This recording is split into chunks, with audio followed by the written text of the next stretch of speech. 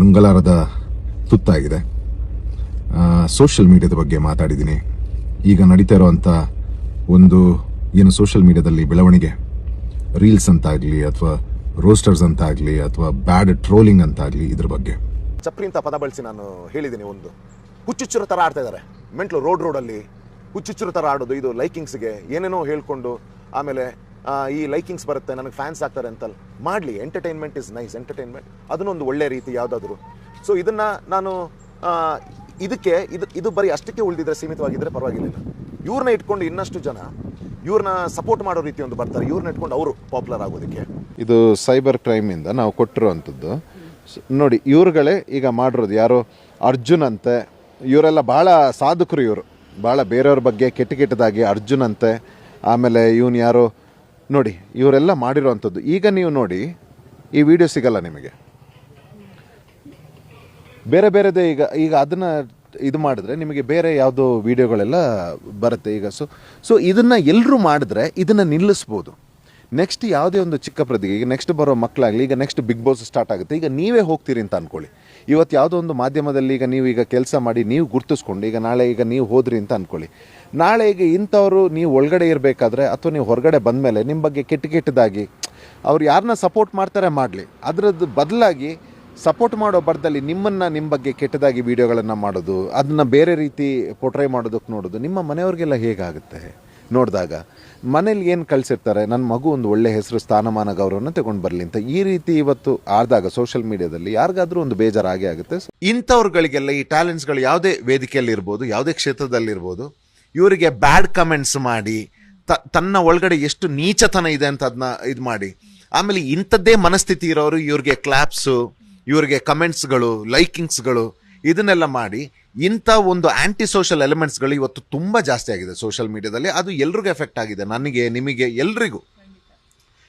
ಏನಾದರೂ ಇವತ್ತು ಏನಾಗಿದೆ ಅಂತಂದರೆ, ತುಂಬ ಜನಕ್ಕೆ ತಾವು ಏನಾದರೂ ಈಗ ಸೋಷಿಯಲ್ ಮೀಡಿಯಾದಲ್ಲಿ ಹೇಳ್ಕೊಳ್ಳೋದಕ್ಕೂ ಅಥವಾ ನಮ್ಮಲ್ಲಿ ಏನಿದೆ ಒಂದು ಟ್ಯಾಲೆಂಟ್ ಅದನ್ನ ತೋರಿಸ್ಕೊಳ್ಳೋದಕ್ಕೂ ಭಯ ಆಗುತ್ತೆ. ಯಾಕಂದರೆ ಅಲ್ಲಿ ಕೆಳಗಡೆ ಬರೋ ಅಂಥ ವಿಲಕ್ಷಣ ಅವರ ಒಂದು ಸ್ಯಾಡಿಸಮ್ದು ಕಮೆಂಟ್ಸ್ಗಳೇನಿದೆ. ಸೊ ಇದ್ರ ಬಗ್ಗೆ ಏನಾಯಿತು ಅಂತ ಅಂದರೆ, ನಮ್ಮ ದೊಡ್ಡ ಆರ್ಟಿಸ್ಟ್ಗಳು ಅಷ್ಟೇ, ನಮ್ಮ ಹಿರಿಯ ಆರ್ಟಿಸ್ಟ್ಗಳು ಮತ್ತು ಎಲ್ಲರೂ ಗೊಚ್ಚೆ ಕಲ್ಲೆಸೋದು ಬೇಡ ನಮಗೆ ಯಾಕೆ ಅಂತ ಸುಮ್ಮನೆ ಕೂತಿದ್ರು.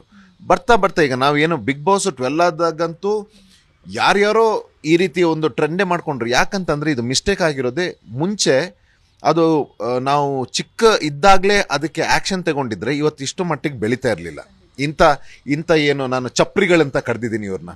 ಅಕ್ಕನ್ ಯಾವ ಪಪ್ಪುಮ್ಮ ಯಾವ ಚಿನ್ನಿಮ್ಮ, ನನ್ನವಳು ಚಪ್ರಿ ಧ್ರುವಮ್ಮ. ಸೋಷಿಯಲ್ ಮೀಡಿಯಾದಲ್ಲಿ ಏನು ವಿಚಿತ್ರವಾಗಿ ಆಡೋದು, ಮಾನಸಿಕವಾಗಿ ಈ ಚಪ್ರಿ ನನ್ನ ಮಕ್ಕಳು.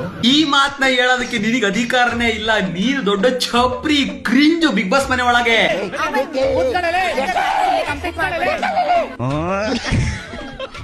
Because they are all anti social. ಇವರೆಲ್ಲ ಮಾನಸಿಕ ಸ್ಥಿತಿ ಸರಿ ಇಲ್ಲ. ಇಂಥವ್ರು ಈ ಮಟ್ಟಿಗೆ ಬೆಳೀತಾ ಇರಲಿಲ್ಲ. ಇದೇನಾಗಿದೆ, ಎಲ್ಲರೂ ಗೊಚ್ಚೆ ಕಲ್ಲೇಸೋದು ಬೇಡ. ಇವತ್ತು ಗೊಚ್ಚೆ ಭಾಳ ದೊಡ್ಡದಾಯಿತು. ಇದ್ರ ಬಗ್ಗೆ ಯಾರಾದರೂ ಧ್ವನಿ ಎತ್ತಲೇಬೇಕು. ಸೊ ನಮಗೆ ಇವತ್ತು ಏನು ವೇದಿಕೆ ಸಿಕ್ಕಿದೆ, ಮತ್ತು ನಾವು ಇವತ್ತು ಕೇಳ್ಕೊಂಡು ಸುಮ್ಮನೆ ಇರೋವಂಥ ಕ್ಯಾಟಗರಿ ನಮ್ದಲ್ಲ. ಸೊ ಇದ್ರ ಬಗ್ಗೆ ನಾವು ವಾಯ್ಸ್ ರೈಸ್ ಮಾಡಿದ್ವಿ. ನಾನೇ ಫಸ್ಟ್ ಎತ್ಕೊಂಡೆ ಇದನ್ನು. ಯಾಕಂದರೆ ತುಂಬ ಕೆಲವರು ಸೆಲೆಬ್ರಿಟಿಗಳು ಸೀಕ್ರೆಟಾಗಿ ಕಂಪ್ಲೇಂಟ್ ಕೊಟ್ಟು FIR ಕೊಟ್ಟು ಇದು ಮಾಡ್ತಾಯಿದ್ರು.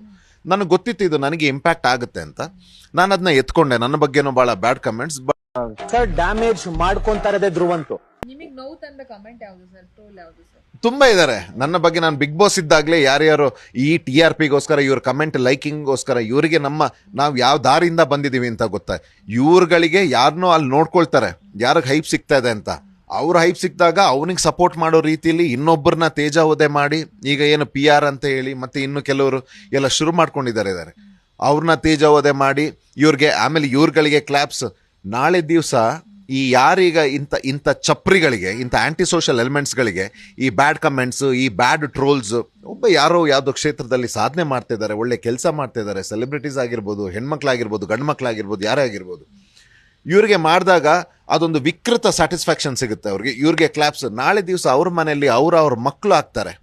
ಆ ಟೈಮಲ್ಲಿ ಇವರು ಅವ್ರಿಗೂ ಬರ್ತಾರೆ. ಆ ಟೈಮಲ್ಲಿ ಗೊತ್ತಾಗುತ್ತೆ ಅದ್ರದ್ದು ಇಂಪ್ಯಾಕ್ಟ್ ಏನು ಅಂತ. ಇವತ್ತು ಅದ್ರದ್ದು ರಿಸಲ್ಟ್ ಗೊತ್ತಾಗ್ತಾ ಇಲ್ಲ. ಕೆಲವರೆಲ್ಲ FIR ಮಾಡಿಸಿದ್ದಾರೆ ಈ ಬ್ಯಾಡ್ ಟ್ರೋಲ್ಸ್. ಇದು ಇದ್ರ ಬಗ್ಗೆ ಎಲ್ಲ FIR ಎಲ್ಲ ಮಾಡಿಸಿದ್ದಾರೆ, ಆ್ಯಕ್ಷನ್ ತಗೊಂಡಿದ್ದಾರೆ, ಮೊನ್ನೆ ಎಲ್ಲ ಅರೆಸ್ಟ್ ಆಗಿದ್ದಾರೆ. ಈಗ ಮೊನ್ನೆನೂ ನಮ್ಮ ಆರ್ಟಿಸ್ಟ್ ಐಶ್ವರ್ಯ ಸಿಂಧೋಗಿ ಅವರು ಕೂಡ FIR ಮಾಡಿಸಿದ್ದಾರೆ. ಈ ಬ್ಯಾಡ್ ಕಮೆಂಟ್ಸು, ಈ AI ಇಂದೆಲ್ಲ ಮಾಡೋದು, ಮತ್ತು ಆ ಎಡಿಟಿಂಗ್ ಬೇರೆ ಅವ್ರದ್ದು, ಅದು ಯಾರೋ ನಗಾಡೋದು, ಅದಕ್ಕೆ ಒಂದು ಮ್ಯೂಸಿಕ್ ಎಲ್ಲ ಕೊಟ್ಟು ಅದನ್ನೊಂದು ಭಾಳ ಒಂದು ಸೆಲೆಬ್ರೇಟ್ ಥರ ಮಾಡ್ತಾ ಇರೋದು ಒಂದು ವೆರಿ ಆ್ಯಂಟಿ ಸೋಷಲ್ ಎಲಿಮೆಂಟ್ ಅದು. ಅದ್ರ ಬಗ್ಗೆ ಭಾಳ ನಾನೊಂದು ಭಾಳ ಸಮಾಜಕ್ಕೆ ಬೇಕಾಗಿರುವಂಥದ್ದು ಕೆಲಸ ಮಾಡಿರೋ ಥರ ಅದಕ್ಕೆಲ್ಲ ಒಂದು, ಮತ್ತು ಇವ್ರುಗಳನ್ನ ಫಾಲೋ ಮಾಡಿ ಸೂಪರ್ ಅಂತ ಹೇಳಿ ಕ್ಲಾಪ್ ಹೊಡಿಯೋರು. ಇವತ್ತು ಸೋಷಿಯಲ್ ಮೀಡಿಯಾ ಅನ್ನೋದು ತುಂಬಾ ಜನಕ್ಕೆ ಒಂದು ಒಳ್ಳೆ ವೇದಿಕೆಯನ್ನ ಕಲ್ಪಿಸ್ಕೊಟ್ಟಿದೆ. ಅವರ ಪ್ರತಿಭೆಯನ್ನ ತೋರಿಸೋದಕ್ಕೆ ಬೇರೆದೇ ವರ್ಗ ಒಂದು ಹುಟ್ಕೊಂಡಿದೆ ಇವತ್ತು. ಇವುಗಳು ತಮಗೆ ಇಮಿಡಿಯೇಟ್ ಆಗಿ ಸಡನ್ ಆಗಿ ಓವರ್ ನೈಟ್ ಪಾಪ್ಯುಲರ್ ಆಗಬೇಕು, ನಮಗೆ ಲೈಕ್ಸ್ ಕಮೆಂಟ್ಸ್ಗಳು ಬರಬೇಕು, ಅದರಿಂದ ನಾವು ಲಕ್ಷಾಂತರ ರೂಪಾಯಿ ಸಂಪಾದನೆ ಮಾಡಬೇಕು ಅಂತ ಹೇಳಿ ಒಂದು ನೀಚ ಕೃತ್ಯಕ್ಕೆ ಇಳಿದಿದ್ದಾರೆ. ಅದೇನು ಅಂತಂದ್ರೆ, ಹಲವಾರು ಕ್ಷೇತ್ರಗಳಲ್ಲಿ ವರ್ಷಾನುಗಟ್ಲೆಯಿಂದ ಕಷ್ಟಪಟ್ಟು ಇವತ್ತು ತನ್ನದೇ ಆದಂತ ಹೆಸರನ್ನ ಏನು ಪಡ್ಕೊಂಡಿದ್ದಾರೆ, ಒಂದು ಸ್ಥಾನಮಾನವನ್ನ ಪಡ್ಕೊಂಡಿದ್ದಾರೆ. ಇವರ ಬಗ್ಗೆ ಯಾವ್ದಾದ್ರೂ ಒಂದು ವಿಚಾರವನ್ನ ತಗೊಂಡು ಇವರನ್ನ ಇನ್ಸಲ್ಟ್ ಮಾಡುವಂಥದ್ದು, ತನ್ನ ಲೈಕ್ಸ್ ಕಮೆಂಟ್ಸ್ಗೆ ಅವ್ರ ಬಗ್ಗೆ ಕೆಟ್ಟದಾಗಿ ಮಾತಾಡುವಂಥದ್ದು, ಅವರು ತೀರ್ ಹೋದ್ರು ಅಂತ ಹೇಳೋದು, ಅವರ ಫ್ಯಾಮಿಲಿ ಬಗ್ಗೆ ಪರ್ಸನಲ್ ಅಟ್ಯಾಕ್ ಮಾಡೋದು, ಅವ್ರ ಬಗ್ಗೆ ಪರ್ಸನಲ್ ಅಟ್ಯಾಕ್ ಮಾಡೋದು, ಅವರ ಜೀವನದಲ್ಲಿ ನಡೆದಿರುವಂತಹ ಕೆಲವು ಘಟನೆಗಳನ್ನ ಮುಂದೆ ತಂದು ಅವರನ್ನ ಚೀಪ್ ಮಾಡೋದು. ಇದನ್ನ ಹೊರಗಡೆ ಬಂದು ಹೇಳ್ತೀನಿ, ಇದು ಅವರ ವಿಕೃತನ ತೋರಿಸುತ್ತೆ, ಅವರು ಎಷ್ಟು ವಿಲಕ್ಷಣ ಒಂದು ಮನಸ್ಥಿತಿಲಿದ್ದಾರೆ ಅಂತ. ಆಮೇಲೆ ಇದಕ್ಕೆ ಯಾರು ಹಾರ್ಟ್ ಕಮೆಂಟ್ಸ್ ಎಲ್ಲ ಹಾಕ್ತಾರೆ, ಇವರೆಲ್ಲ ಇದಾರಲ್ಲ, ಇವರೆಲ್ಲ ಸತ್ತೋಗ್ಲಿ ಅಂತಾನೆ ನಾನು ಕೇಳ್ಕೊಳ್ಳೋದು. ಯಾಕಂದ್ರೆ ಇವರೆಲ್ಲ ಸತ್ತೋದ್ರೆ ಏನಾಗುತ್ತೆ ಅಂತಂದ್ರೆ, ಈ ವೇಸ್ಟ್ ಸಿಟಿಸನ್ಸ್ಗಳೆಲ್ಲ ಇದಾರಲ್ಲ, ಯಾವುದಕ್ಕೂ ಯೂಸ್ ಆಗದೆ ಇರೋ ಇಂಥ ಚಪ್ರಿಗಳು, ಇವರೆಲ್ಲ ಸತ್ತೋದ್ರೆ, ಈ ಯಾವುದಾದ್ರೂ ಒಂದು ಕಾಯಿಲೆ ಬಂದು ಕೋವಿಡ್ ಇಂಥದ್ದು H1N1 ಯಾವುದಾದ್ರೂ ಬಂದು ಸತ್ತೋದ್ರೆ, ಮುಂದೆ ಒಂದು ಒಳ್ಳೆ ಪೀಳಿಗೆ ಉಳಿಯುತ್ತೆ. ಪಾಪ್ಯುಲೇಷನ್ ಜಾಸ್ತಿ ಇದೆ ಇಂಡಿಯಾದು, ಪಾಪ್ಯುಲೇಷನ್ ಕಂಟ್ರೋಲ್ ಆದಾಗ ಆಗುತ್ತೆ, ಮತ್ತೆ ಒಳ್ಳೆ ಪೀಳಿಗೆ ಉಳಿಯುತ್ತೆ. ಈ ಒಳ್ಳೆ ಪೀಳಿಗೆಯಿಂದ ಒಳ್ಳೆ ಸಮಾಜವನ್ನ ಕಟ್ಟಬಹುದು, ನೀವೆಲ್ಲ ತುಂಬಾ ಚೆನ್ನಾಗಿ ಬಾಳಿ ಬದುಕಬಹುದು ಅನ್ನೋದು ನನ್ನ ಆಸೆ. ನಿಮ್ಗೆ ಏನಾಗ್ತದೆ, ಇವತ್ತು ಚಿಕ್ಕ 5 ತಿಂಗಳು ಮಗು ಊಟ ಮಾಡಿಸ್ಬೇಕು ಅಂತಂದ್ರೂ ಮೊಬೈಲ್ ತೋರಿಸಿ ಊಟ ಮಾಡಿಸ್ತಾ ಇದ್ದಾರೆ. ಈಗ ಈಗಿನ ಮಕ್ಕಳು, ಈಗ ನಾವಿದನ್ನೆಲ್ಲ ಫೇಸ್ ಮಾಡ್ತೀವಿ, ವಿ ಹ್ಯಾವ್ ಅ ಗಟ್. ಈಗ ಇನ್ನು ಮುಂದಿನ ಮಕ್ಕಳು ಇದನ್ನ ನೋಡಿ ಇದನ್ನೇ ಅನ್ಕೋತಾರೆ ಸಕ್ಸಸ್ ಅನ್ನೋದನ್ನ. ನಿಮ್ಮ ಪಾಪ್ಯುಲಾರಿಟಿ ಹಿಂಗೆ, ನಾನು ಹಿಂಗೆ ಆಡಿದ್ರೆ ವ್ಯೂಸ್ ಬರುತ್ತೆ, ಜನಗಳು ನನಗೆ ಸಪೋರ್ಟ್ ಮಾಡ್ತಾರೆ, ಇದು ಇಲ್ಲಿಗೆ ಸೈಕಾಲಜಿ ಹೋದ್ರೆ ಎಲ್ಲ ಮಕ್ಕಳು ಈ ರೀತಿ ಈಗ ನೋಡ್ತಾ ಇದ್ದೀರಿ ನೀವು ಸೋಷಿಯಲ್ ಮೀಡಿಯಾದಲ್ಲಿ ಹೈಯೆಸ್ಟ್ ಇಂಥದೇ ಹೋಗ್ತದೆ. Where are we heading? ಈ ಸೆಲೆಬ್ರಿಟೀಸ್ ಅಂದ ತಕ್ಷಣ ಏನು ಅದು, ರಾತ್ರಿ ಊಟ ಮಾಡಿ ಮಲಗಿದ ತಕ್ಷಣ ನೆಕ್ಸ್ಟ್ ದಿವಸ ಯಾರು ಸೆಲೆಬ್ರಿಟಿ ಆಗಲ್ಲ. ಅದ್ರ ಹಿಂದಿನ ತ್ಯಾಗ, ಅದ್ರದ್ದು ಕಷ್ಟ, ಅದ್ರದ್ದು ಹಾರ್ಡ್ ವರ್ಕ್, ಅವ್ರು ಕಳ್ಕೊಂಡಿರೋದು ಪಡ್ಕೊಂಡಿರೋದು ಅದು ಅವ್ರಿಗೆ ಮಾತ್ರ ಗೊತ್ತು, ಅದು ಯಾರಿಗೂ ಗೊತ್ತಿರಲ್ಲ. ಅದನ್ನ ಹಾಕಿ ನಾನು ಹೇಳೋದು, ಈ ಸೋಷಿಯಲ್ ಮೀಡಿಯಾದಲ್ಲಿ ಇವ್ರು ಏನು ಈ ಟ್ರೋಲರ್ಸ್ಗೆ ರೋಸ್ಟರ್ ಇದಾರಲ್ಲ, ಕರ್ಕೊಂಡು ಬರಲಿ, ನಿಜಾಂಶನ ತೆಗಿಲಿ.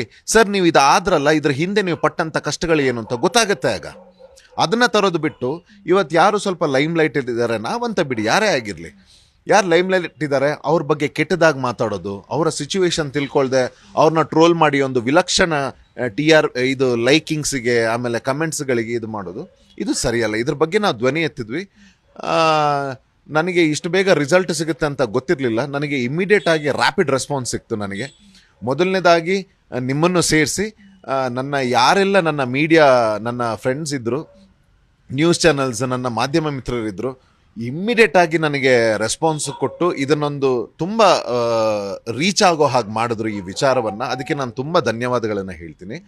ಈ ದೇಶಕ್ಕೆ ನಿಮ್ಮಿಂದ ಒಂದು ಸಣ್ಣ ಸಹಾಯ, ಸ್ಮಾಲ್ ಹೆಲ್ಪ್, ನೋ ಚಾನ್ಸ್ ಅಷ್ಟೇ.